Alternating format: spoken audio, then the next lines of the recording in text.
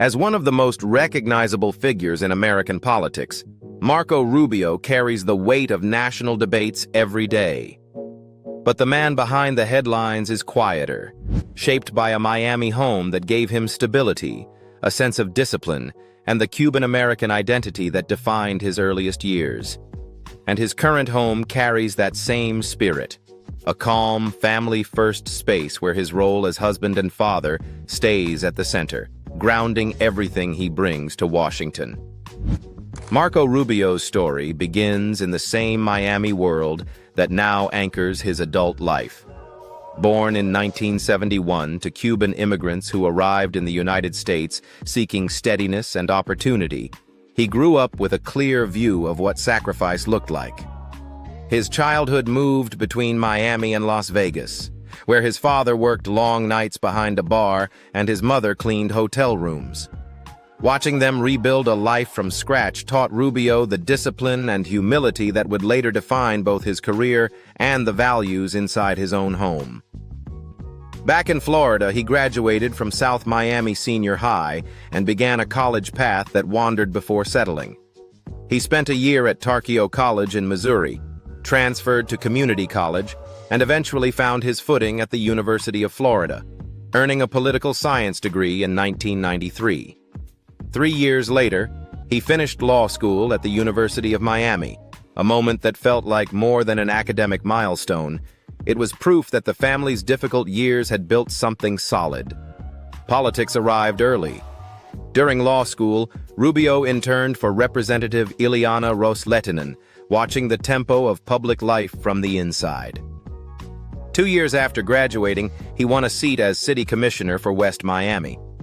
It was a modest office, but it opened a path.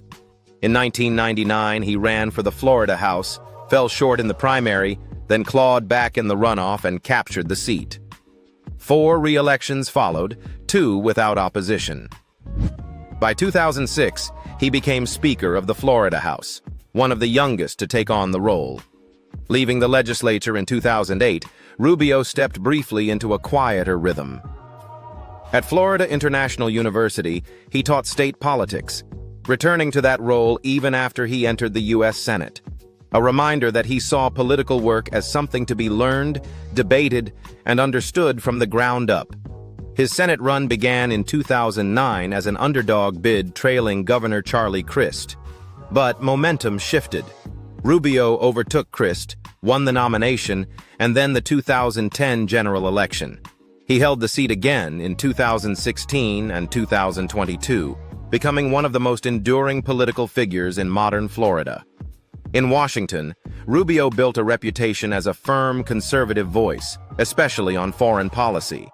He defended the U.S. embargo on Cuba, supported military intervention in Libya, and voted against the Budget Control Act.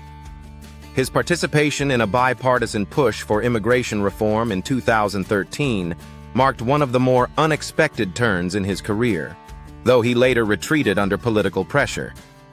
His votes against expanded gun background checks and against releasing the Senate report on CIA torture underscored where he ultimately stood. By 2016, he reached for the presidency.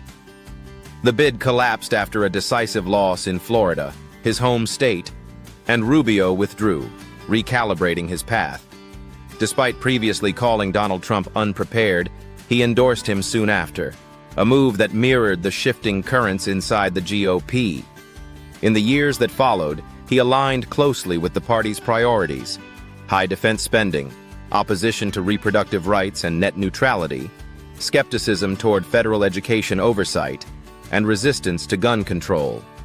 He also echoed unfounded claims of election fraud in 2018 and again after the 2020 election, later voting to certify the results once the process left no alternative.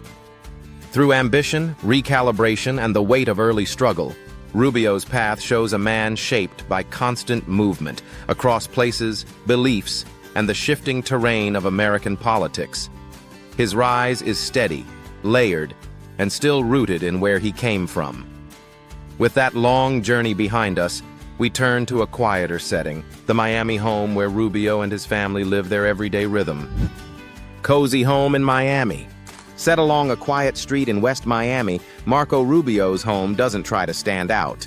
It settles into its corner lot with the ease of a place that has carried a family through many chapters. Steady, grounded, and built for the long haul. He bought it in 2005 for roughly $550,000, back when his life moved at a different pace. And today, the house still holds that sense of calm. A lived-in rhythm shaped more by everyday routines than by anything happening in Washington. From the outside, the home carries a soft Mediterranean warmth. Light stucco walls catch the morning sun, clean window lines cut through the facade, and a brick driveway leads toward a two-car garage that has slowly filled with the familiar overflow of a busy household. The landscaping stays simple. A few palms, a stretch of green, just enough shade to soften the heat without drawing attention to itself. The house doesn't perform, it just lives. Step through the door, and the first thing notice is air. A gentle openness created by tall ceilings and windows that pull light across the floors. The main level moves easily from room to room, the kind of layout that absorbs motion instead of fighting it. Kids drift through with backpacks. Relatives drop by after church. Friends settle into the sofa for long conversations that stretch into the afternoon.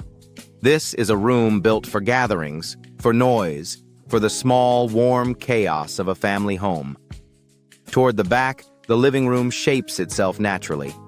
Cushions soften over time. Books stack where hands tend to leave them.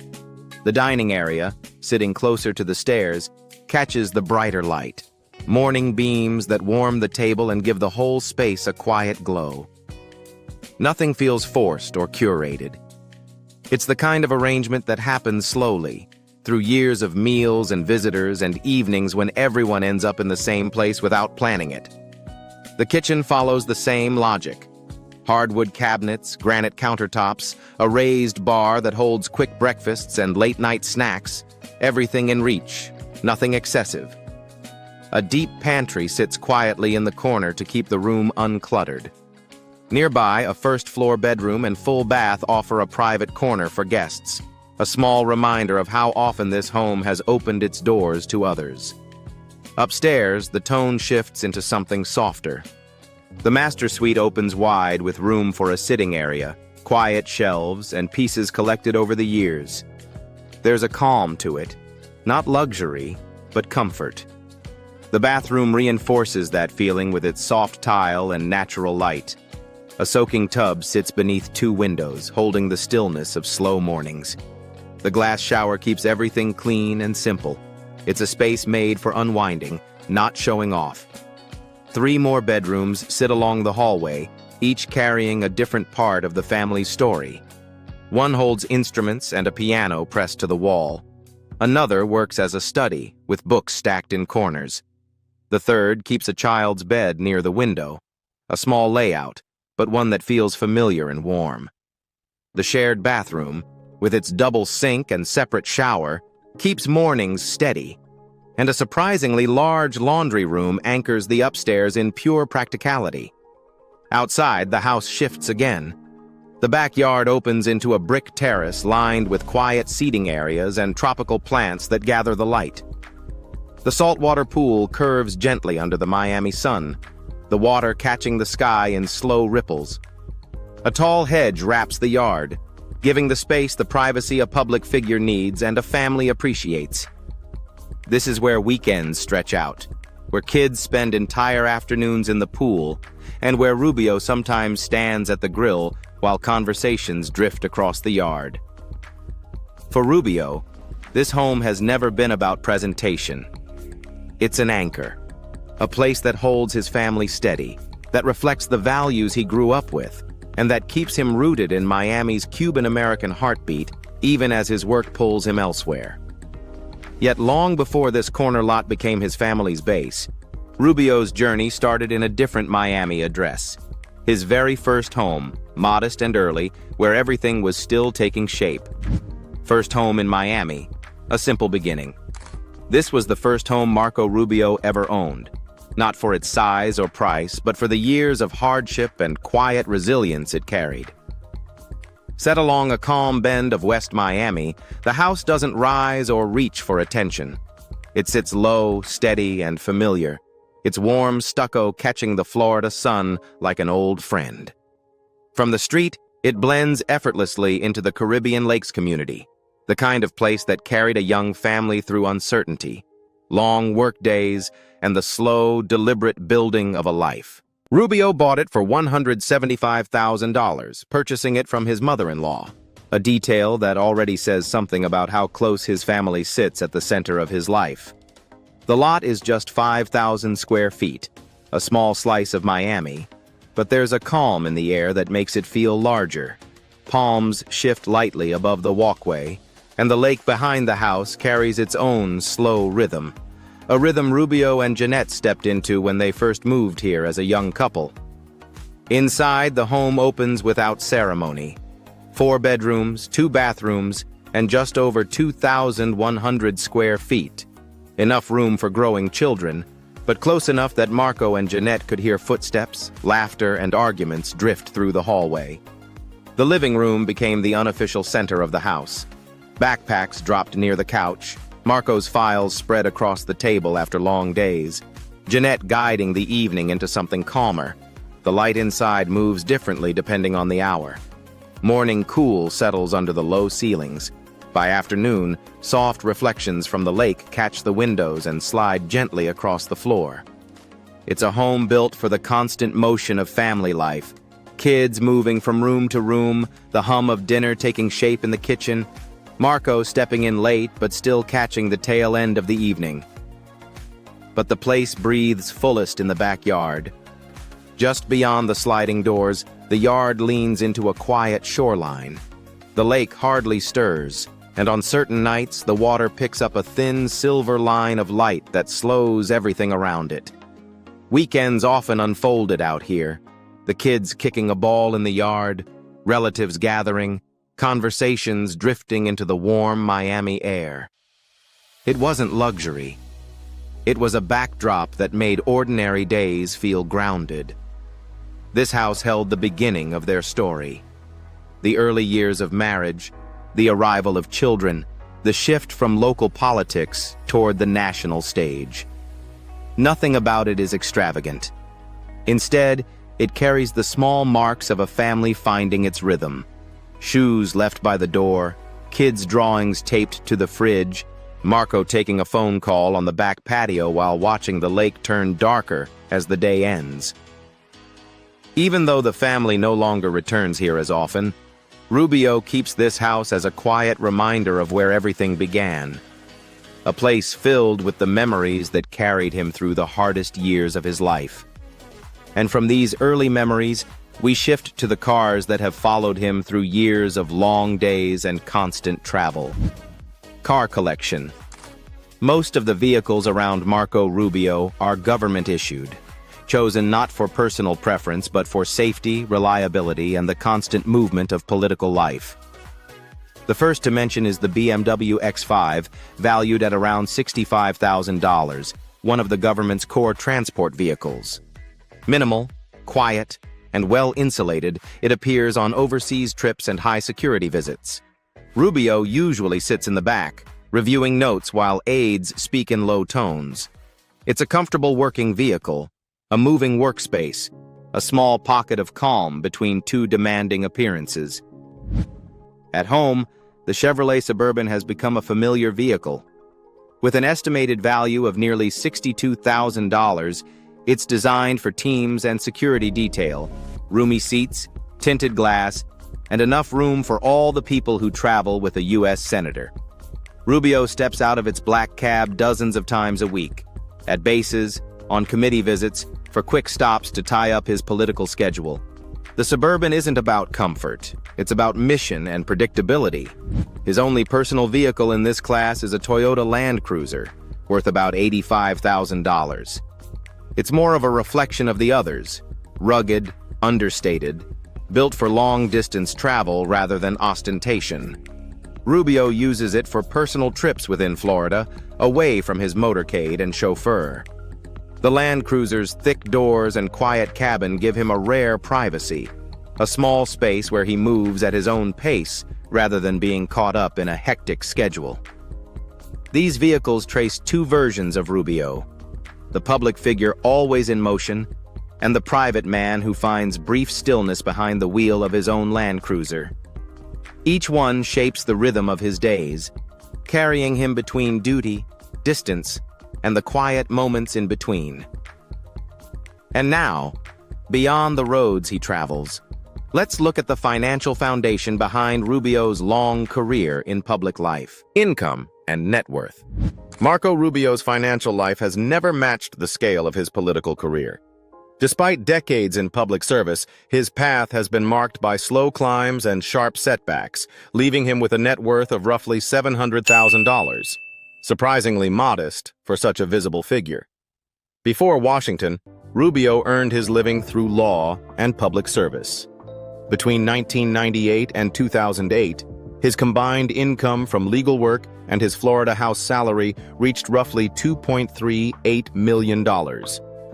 But spending outpaced earnings.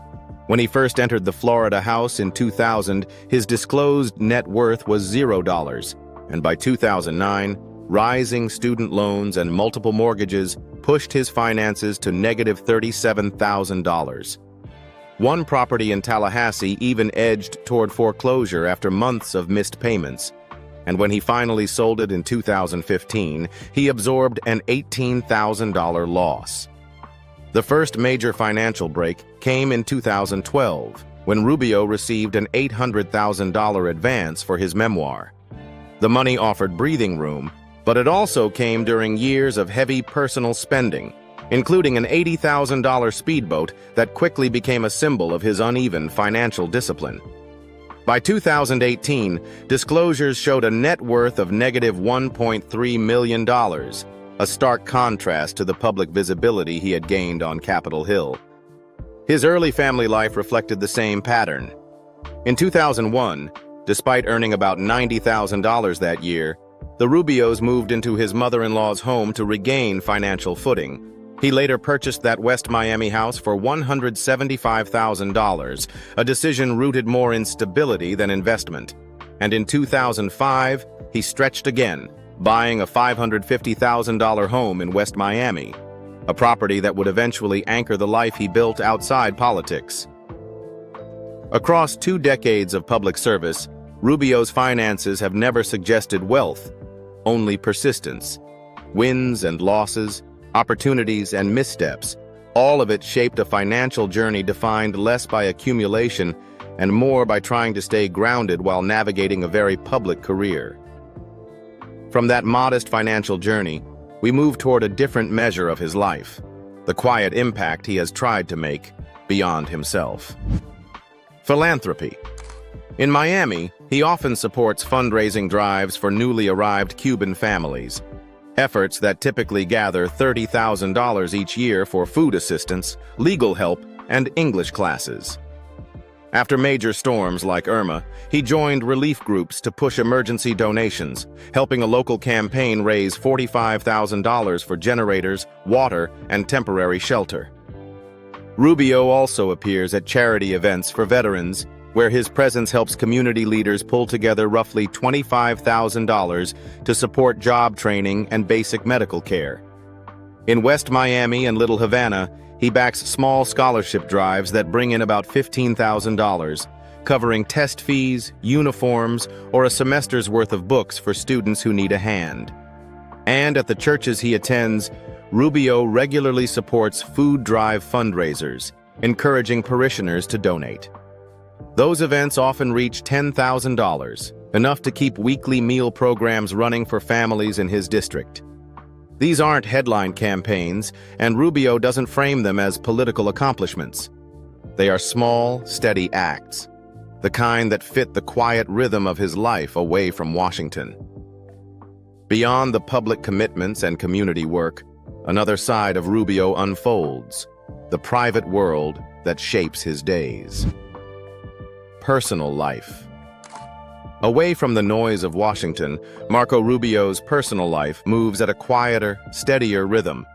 He still wakes most days to a full political schedule, Committee meetings, policy briefings, community visits, the kind of routine that often stretches late into the night.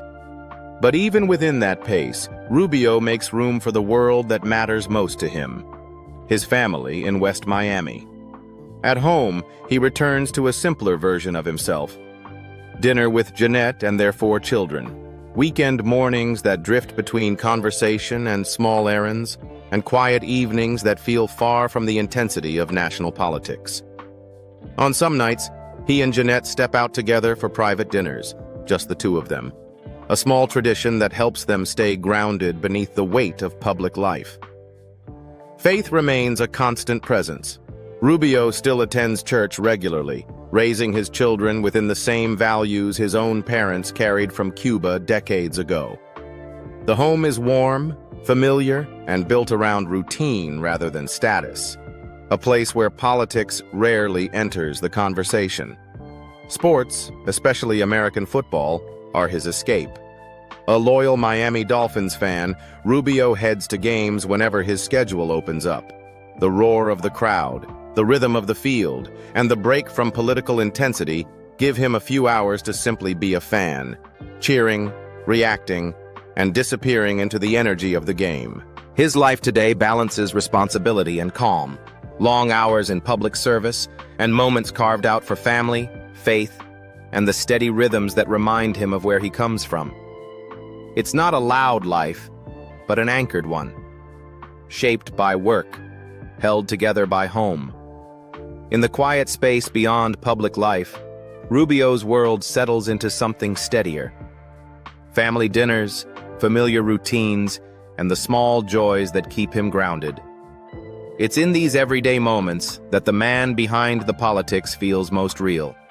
If you'd like to explore more stories like this, honest, grounded, and close to the lives behind public figures, don't forget to like, subscribe, and turn on notifications.